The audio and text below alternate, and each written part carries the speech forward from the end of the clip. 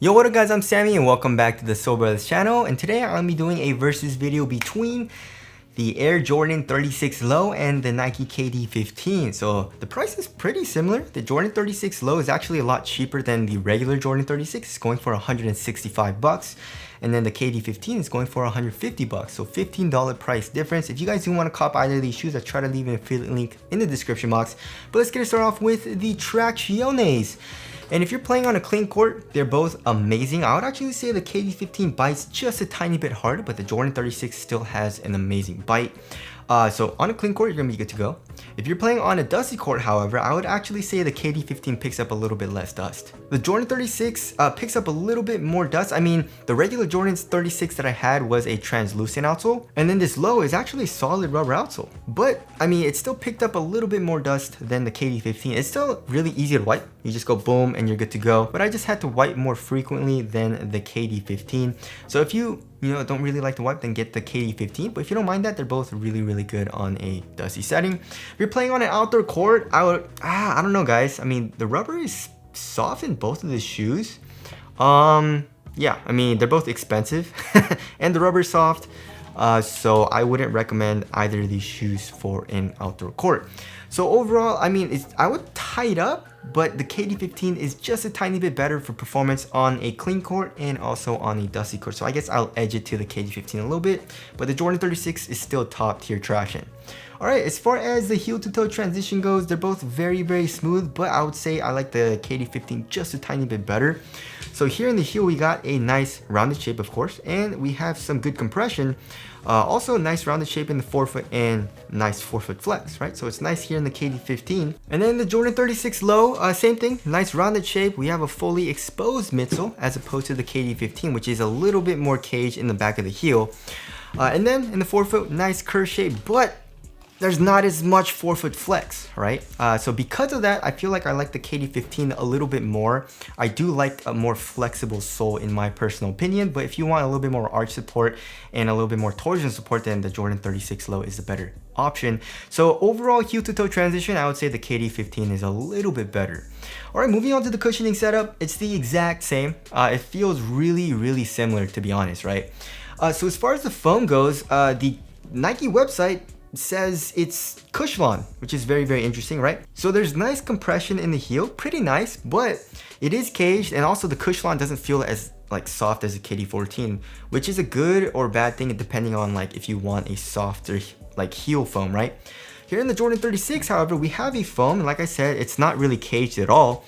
So we still have some pretty good compression in the heel. It feels really similar to the KD 15. I would say the KD 15 has a little bit more compression though, but it's very similar, right? And also we have full length zoom strobel units in both of the shoes, so it's very bouncy, a lot of compression right underneath your foot. Court feel feels the exact same, impact protection is the exact same, bounce the same, everything is very similar. So for cushioning, I would pretty much tie it up. Alright, moving on to the materials. So I thought the KD 15 was pretty damn thin, right? It's really thin actually, it's super soft with this mesh material, but the Jordan 36 Low with this lino weave is so damn thin, it's actually see-through, as you guys can see. So touching on ventilation, I guess we'll go to ventilation first. The ventilation is way better in the Jordan 36. It's so good. I mean airflow is amazing because you can see through this material, right? The KD 15, however, is still nice. But the Jordan 36 is it's the best for ventilation that you can get right now, right?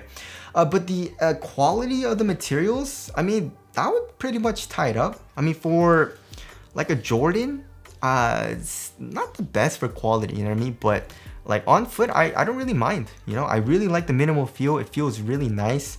It conforms to your foot really well, of course, and so does the KD 15. But I mean, honestly, I haven't really had any huge issues with durability. I mean, if you're doing toe drags, it probably isn't the best option.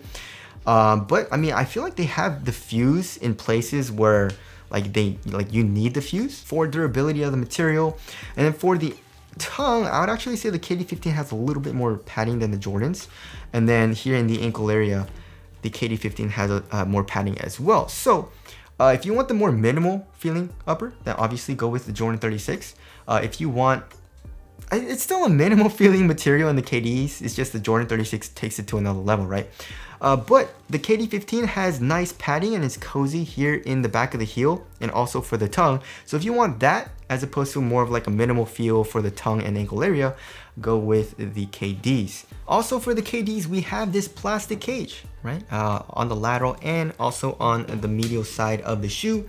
The Jordan 36 comes with a lace lock, which I just kept it on. I mean, it doesn't really bother me all too much, but it doesn't really do anything. It's actually kind of annoying to have, especially when you're taking the shoe on and putting it on. But anyways, there's that. Moving on to the support. I really had zero issues, you know, for lateral containment. They're both very, very good. Right here in the Jordan 36, we have, I mean, the fuse material does add a little bit of support to the lentil weave, and we have the foam coming up acting as a sidewall right here in the midfoot, and also we have an internal TPU heel counter. So lateral containment very, very good in the Jordan 36, and same with the KD15. You know, we have the foam coming up, we have the midfoot cage, and an internal TPU heel counter. I mean, if you want the more supportive shoe for lateral containment, the KD15 obviously has a little bit more stuff going for it, but for me, like I said, I had zero issues with the Jordan 36. So lateral containment for me, they're both really, really good. Lateral stability, they're both very, very wide shoes, right? So I had zero issues with lateral instability, and they're both lows, so you're not really gonna get any type of ankle support. So for me, I had zero issues with support in both of the shoes, but for lockdown, the heel slippage in the KD15 is pretty prevalent, right? So it just didn't feel 100% locked down to me here in the heel. You know what I mean? It wasn't terrible, and it definitely wasn't something where it like bothered me or was a deal breaker, but the Jordan 36 didn't have that issue at all, right? So like my heel felt super locked down. I don't know what it is in the KDs. I mean, if you look at it, yeah, the foam, like if you look at the foam, it does go like straight down.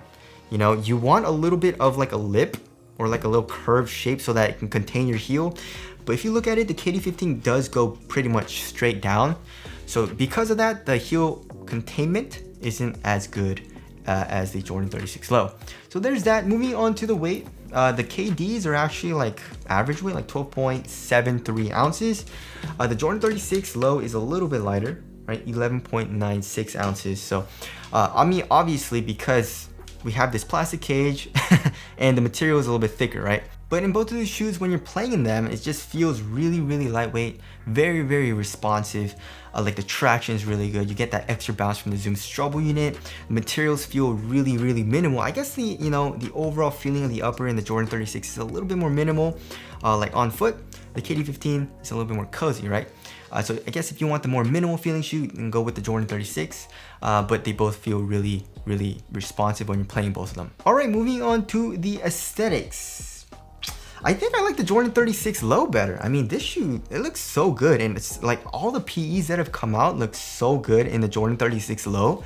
The KD15 also looks pretty damn sick. Just not a huge fan of like the oyster design of the heel, like this thing with the curved lines.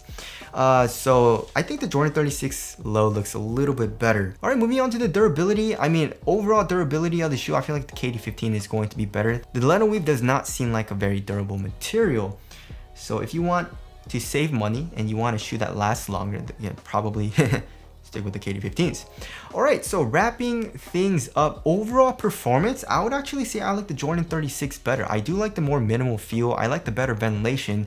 And also I like how there's no heel slippage. Like I said, the KD15 heel slippage wasn't a deal breaker. Like I could definitely play in it and I could definitely deal with it while I was playing it, but the Jordan 36 low, I just don't have to deal with it. You know what I mean? So yeah, I mean, because of those reasons, I'll go with the Jordan 36 low. But the KD15 is still an amazing shoe. And if you want to save money, right, it is, I guess, like $15 cheaper. The KD15 is still a great option, but in my opinion, the Jordan 36 is a little bit better. Also, another thing to look out for is the durability too. So like the KD15 is cheaper and it'll probably last longer than the Jordans. So if that's also something that you're looking into, then obviously go with the KDs as well. But anyways, that about concludes this versus video. Hope this video helped you guys out. And again, if you guys do want to cop either of these shoes, I'll try to leave an affiliate link in the description box. But that's it. Thank you guys for watching, and I'll see you guys in the next one.